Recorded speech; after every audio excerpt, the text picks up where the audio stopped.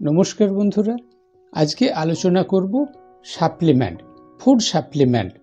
এই food supplement পরিপূরক খাওয়ার কি জিনিস, এর ইতিহাসটা কি, হিস্ট্রি অফ সাপ্লিমেন্ট, এই সমস্ত বিষয়ে ডিটেলস আলোচনা করব। আমি doctor Sanjay Kumar Maiti. Basically I am a homeopathic physician, but also I am a professional wellness coach. আমি হোমিওপ্যাথি ডাক্তারির সঙ্গে সঙ্গে দীর্ঘ 10 বছরের উপর অনেক মানুষকে ফুড হ্যাবিট, লাইফস্টাইল চেঞ্জ করে সঙ্গে কিছু ফুড সাপ্লিমেন্ট যোগ করে ভালো থাকতে হেল্প করে চলেছি। এই সাপ্লিমেন্ট বিষয়ে অনেক বন্ধুরা আমার কাছে জানতে চান, তাই আজকের ভিডিওতে আমি যা আলোচনা করব, what is supplement, what is food supplement and history of food supplement. Food supplement কী জিনিস, কেন আমরা এটা ব্যবহার করব, এটার উপকারিতা এবং অপকারিতাই বা কী আছে, সব কিছু আজকের ভিডিও থেকে ডিটেলস জানতে পারবেন।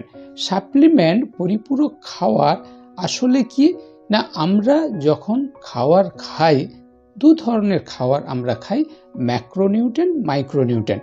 কার্বোহাইড্রেট, প্রোটিন, ফ্যাট এগুলো বেশি খাই, এগুলোকে বলা হয় ম্যাক্রোনিউট্রেন্ট। আর মাইক্রোনিউট্রেন্ট ভিটামিন, মিনারেল। এই যে মাইক্রোনিউট্রেন্ট, ভিটামিন, মিনারেল বিভিন্ন উপকার করে আমরা জানি, কিন্তু শরীরে যদি আমাদের এই মাইক্রোনিউট্রেন্ট, ভিটামিন, মিনারেলের অভাব হয়, শরীরে বিভিন্ন ধরনের অসুখ বিসুখ আসে, অনেক শারীরিক সমস্যা আসে।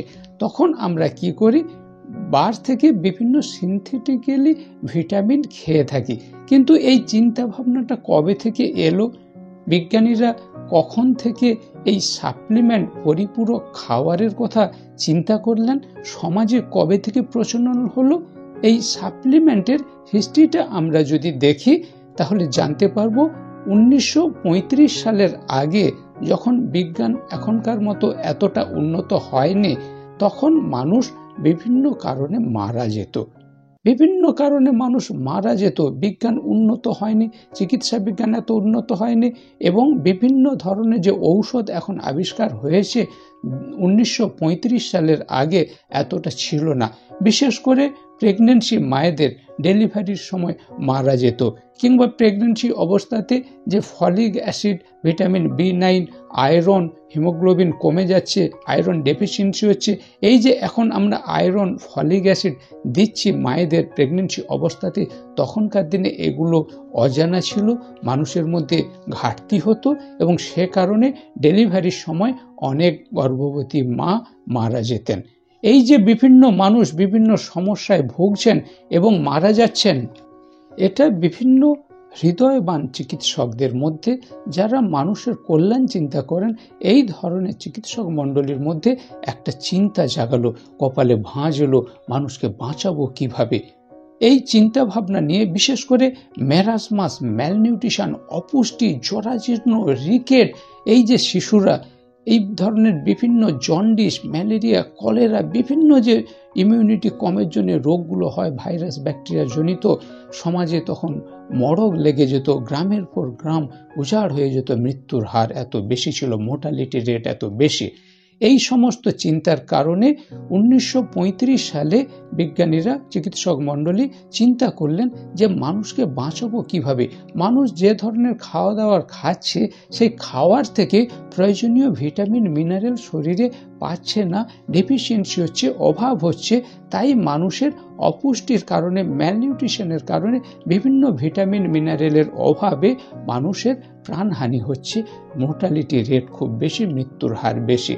তাই বিজ্ঞানীরা কেমিক্যালি, বিভিন্ন কেমিক্যাল কম্পাউন্ড দ্বারা, কেমিস্ট্রিকে কাজে লাগিয়ে সিনথেটিক্যালি ল্যাবরেটরিতে ভিটামিন জাতীয় বিভিন্ন পরিপূরক খাওয়ার, ফুড সাপ্লিমেন্ট তৈরি করলো। এবং এই যে বিভিন্ন পরিপূরক খাওয়ার সাপ্লিমেন্ট তৈরি করে মানুষকে বাঁচানোর চেষ্টা করলো, এতে খুব ভালো রেজাল্ট পাওয়া গেল। বিভিন্ন ধরনের ফুড সোর্স থেকে বিভিন্ন ধরনের ভিটামিন, বিভিন্ন মিনারেল সংগ্রহ করে সিনথেটিক্যালি ল্যাবরেটরিতে বিভিন্ন কেমিক্যাল কম্পাউন্ডের মাধ্যমে বিভিন্ন সাপ্লিমেন্ট, ফুড সাপ্লিমেন্ট বিজ্ঞানীরা তৈরি করলেন, এবং মানুষের মধ্যে এর প্রয়োগ হওয়ার ফলে মানুষের মোর্টালিটি রেট, মৃত্যুর হার অনেক কমানো গেল, মানুষকে বাঁচানো গেল।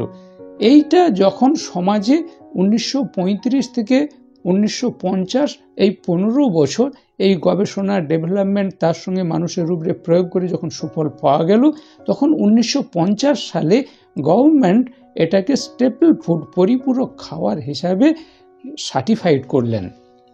স্টেপল ফুড, অত্যাবশ্যকীয় খাবার হিসাবে আমাদের সার্টিফাই করলেন এবং 1950 সাল থেকে আমরা এই সাপ্লিমেন্টের ব্যবহার পাই। ফুড সাপ্লিমেন্ট ব্যাপকভাবে সমাজে ব্যবহার হওয়া শুরু হলো। যেমন দুধ, আমরা মিল্ক, দুধকে ব্যালেন্স ডায়েট বলি, ঠিক সেই রকম অনেক কিছু সাপ্লিমেন্ট তৈরি হলো যেটা আমাদের পরিপূরক খাবার হিসাবে ব্যালেন্স ডায়েট মেনটেন করতে হেল্প করে। স্টেপল ফুড, এই যে অত্যাবশ্যকীয় খাবার হিসাবে আমরা সাপ্লিমেন্ট ব্যবহার করা শুরু করলাম গভর্নমেন্টের নির্দেশ অনুযায়ী, কিছু কিছু দেশ এটা মেনে নিলেন, যেমন United State, America, Canada, European country, Germany, Eastern কান্ট্রিগুলো এটা মেনে নিলেন। এটা মানুষের সুফল দেখা দেওয়ার কারণে অনেক দেশ এটাকে মেনে নিলেন। আবার কিছু কিছু দেশ এগুলোর বিরোধিতা করলেন। কেন না, যখন প্রচুর পরিমাণে এই সাপ্লিমেন্ট তৈরি শুরু হলো, ম্যানুফ্যাকচারিং কোম্পানিগুলো যারা তৈরি করছেন তারা এইগুলোর সুযোগ নিয়ে অনেক সময় অনেক কিছু ভেজাল মিশিয়ে সাপ্লিমেন্টের গুণগত মান অনেক কম হয়ে গেল। মানুষের যেভাবে উপকার হচ্ছিল অনেক সময় উপকার হচ্ছে না। এই রকম বিভিন্ন কারণে কিছু কিছু দেশ, কিছু কিছু সায়েন্টিস্টরা, ডাক্তারবাবুরা এটা মেনে নিতে পারেননি।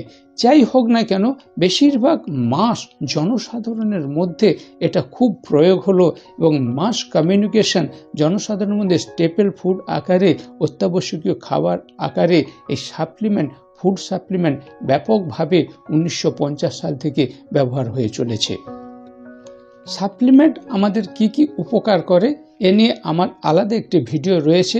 কেন আমরা সাপ্লিমেন্ট ব্যবহার করব, সাপ্লিমেন্ট ব্যবহার করলে আমাদের কি কি উপকার হতে পারে, এ নিয়ে আলাদা ভিডিও রয়েছে। এই ভিডিওর ডেসক্রিপশনে লিঙ্কটা দেওয়া আছে, ওখান থেকে আপনারা দেখতে পারেন কিংবা নোট নিতে পারেন, কিংবা আমাকে হোয়াটসঅ্যাপ করলে আপনাদের পার্সোনালি ভিডিওটা পাঠিয়ে দেব। কেন বিজ্ঞানীরা সাপ্লিমেন্ট ব্যবহার করতে না বলেন, সাইড এফেক্ট অফ সাপ্লিমেন্ট, এটা নিয়েও আমার আলাদা একটি ভিডিও রয়েছে। সাপ্লিমেন্ট সিরিজে আমি 3টি ভিডিও উপহার দিচ্ছি। এটি এপিসোড 1, এখানে হিস্ট্রি অফ সাপ্লিমেন্ট আপনাদের জানালাম। সেকেন্ড ভিডিওতে বেনিফিটস অফ সাপ্লিমেন্ট বলেছি এবং থার্ড ভিডিওতে, থার্ড এপিসোডে সাইড এফেক্ট অফ সাপ্লিমেন্ট, কেন আমরা বিরত থাকবো সাপ্লিমেন্ট থেকে, বিজ্ঞানীরা কেন আমাদের বিধিনিষেধ মেনে চলতে বলছেন, সেগুলো আলোচনা হয়েছে।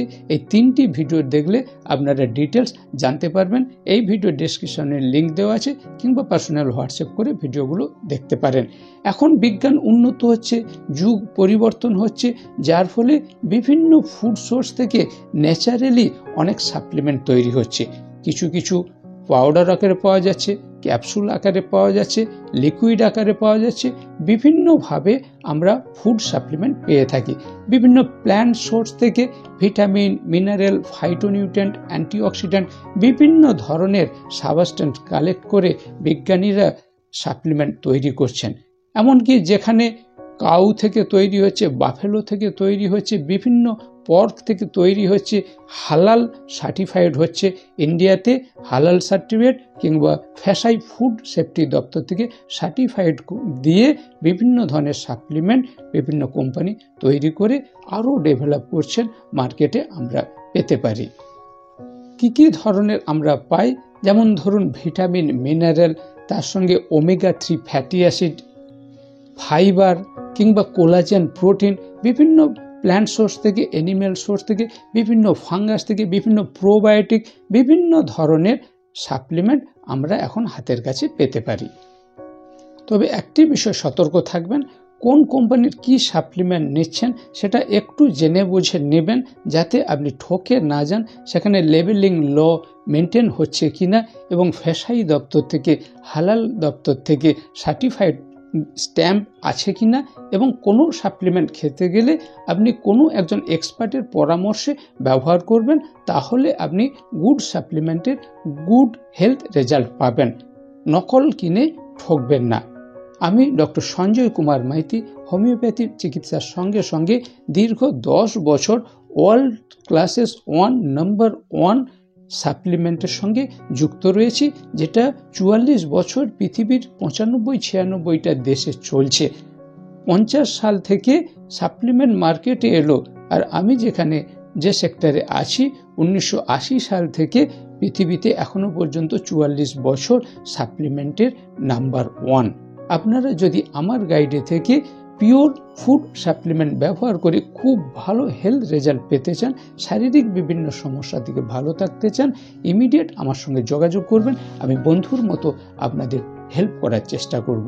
স্টে সেফ, স্টে হেলদি, সুস্থ থাকবেন, ভালো থাকবেন। তৃতীয় এপিসোডটি দেখতে ভুলবেন না।